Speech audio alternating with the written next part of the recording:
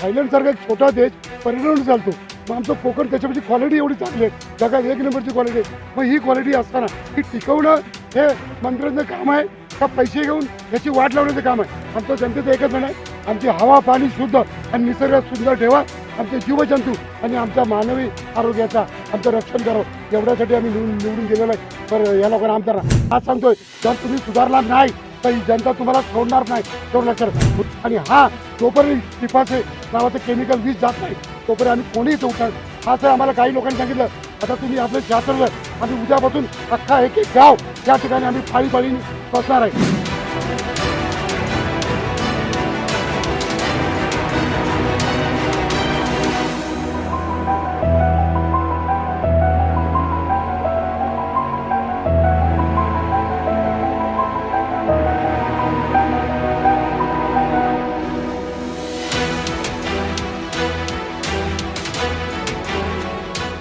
हद्दपार केलेली Lakshmi organic company Lotay इथं आणल्यानंतर लोटे एमआयडीसी लोकांच्या माथ्यावरती बसवलं गेलं आणि ह्या ठिकाणी लोकांनी ठेवलं का या ठिकाणी कॅन्सरसारखे आजार होतात, विविध आजार होतात. आता या ठिकाणी 76 दिवस उपोषण करून सुद्धा आम्हाला न्याय मिळाला नाही. पत्रकार परिषद घेतली ती सुद्धा या ठिकाणी पोलीस बंदोबस्तात, त्याही काय घडले आपल्याला माहिती आहे. आता या ठिकाणी मोर्चा सुरू होतोय, आपण बघतो कशा पण कॅमेरा दिवशी बघा ही लोक या ठिकाणी जमले आहेत. खरोखर या ठिकाणची कंपनी बंद झाली पाहिजे, पिपासारखं उत्पादनही बंद झालं पाहिजे. या ठिकाणी शाळेसाठी आणि लोकांनी मोर्चा काढला. मोर्चेकर आपल्याबरोबर त्यांची आपण संवाद साधतोय. सर काय सांगाल एकंदरीत? आज लक्ष्मी ऑर्गॅनिक च्या विरोधामध्ये 76वा दिवस आहे धरणे आंदोलनाचा आणि 76व्या दिवसानंतर 6 एप्रिल रोजी आजच्या दिवशी हा मोर्चा आयोजित करण्यात आला.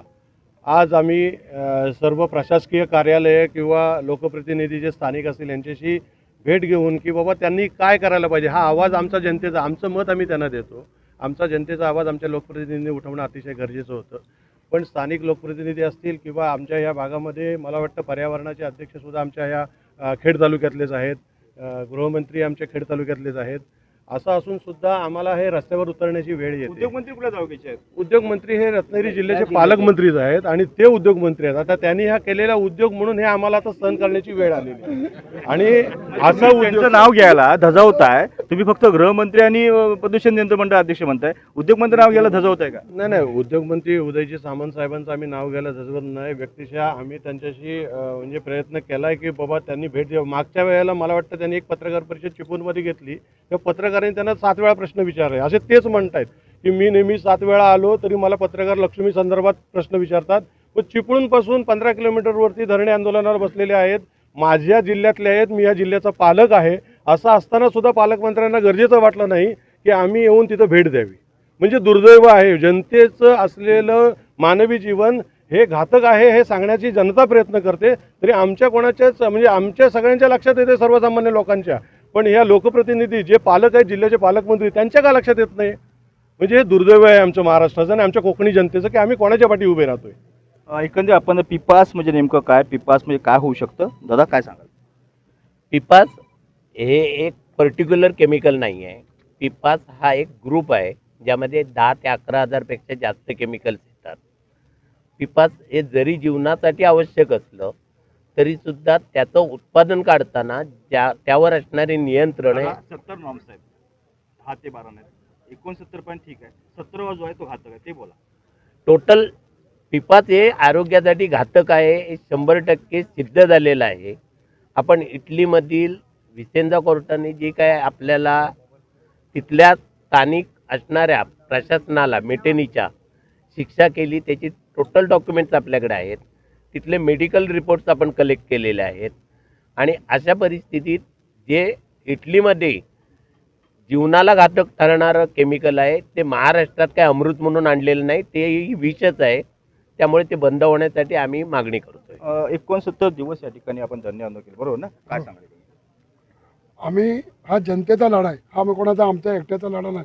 हे आणलेलं विष हे गेलं पाहिजे. आमचं जे सुंदर कोकण आहे ते जगात, अरे थायलंडसारखा एक छोटा देश परिणाम चालतो, मग आमचं कोकण त्याच्यापेक्षा क्वालिटी एवढी चांगली आहे, जगात एक नंबरची क्वालिटी आहे. मग ही क्वालिटी असताना ही टिकवणं हे मंत्र्यांचं काम आहे का पैसे घेऊन ह्याची वाट लावण्याचं काम आहे? आमचं जनतेचं एकच म्हणणं आहे, आमची हवा पाणी शुद्ध आणि निसर्ग सुंदर ठेवा, आमचे जीवजंतू आणि आमच्या मानवी आरोग्याचा आमचं रक्षण करावं, एवढ्यासाठी आम्ही निवडून दिलेलं आहे. पर या लोकांना आमदार आज सांगतोय जर तुम्ही सुधारला नाही तर ही जनता तुम्हाला सोडणार नाही एवढं लक्षात ठेवा. म्हणून आम्हाला देवाने दिलेलं सुंदर कोकण राखण्यासाठी ही सर्व मंडळी आज आलेत.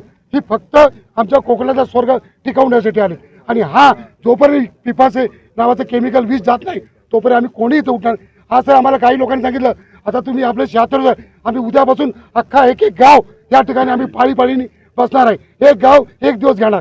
जवळजवळ मला वाटतं 50-60 दिवस त्या माणसाला एवढे 50 गावाचे लोक तयार झाले की एक दिवस आम्ही या स्टेजवर दररोज बसणार. एका गावाचं नाव आमचं असं आता सांगितलं. हा जनतेचा उठाव. हे जनतेला हे आहे आणि हे यांना कळत नाही.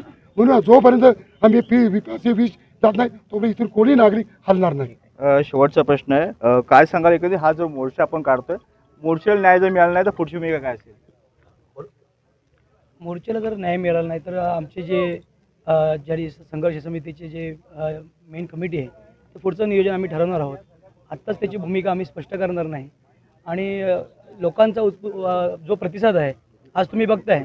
आज लोक स्वतःच्या खर्चाने इथे उपस्थित झालेले आहेत. उपस्थित राहिलेले आंदोलक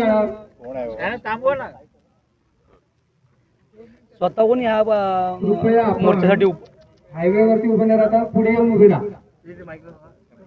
जरा वेळ थांबवा सांगा.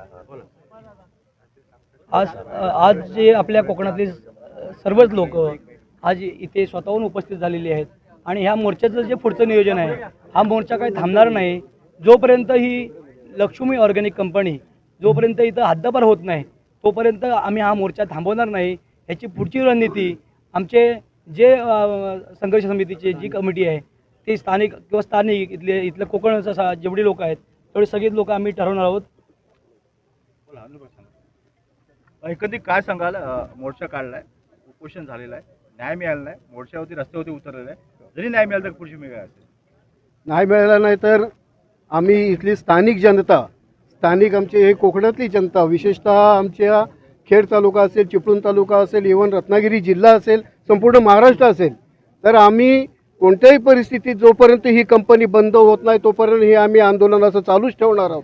आणि हे आंदोलन केवळ म्हणजे एखाद्या कंपनीला बंद करणे हा आमचा विषय नाही, पण हे जे कंपनीचं उत्पादन आहे हे मारक आहे. म्हणजे आत्ताच नव्हे तर भविष्यातल्या पिढीनं सुद्धा हे खूप मारक आहे. आणि त्यामुळे ही आमची मागणी आहे की ही कोणत्याही परिस्थिती कंपनी बंद झाली पाहिजे.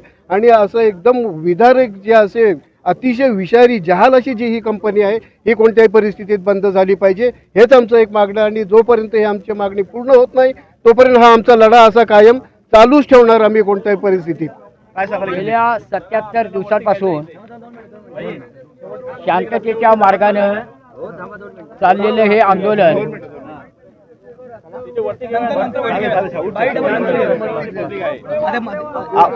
मला आपण या ठिकाणी पाहिले मोर्चेकरांनी या ठिकाणी मोर्चा सुरू झालेला आहे. कशा पद्धतीने मोर्चावर ते पाहणार कॅमेरामॅन सायशक्स निसाशे नवसा चिपळूण.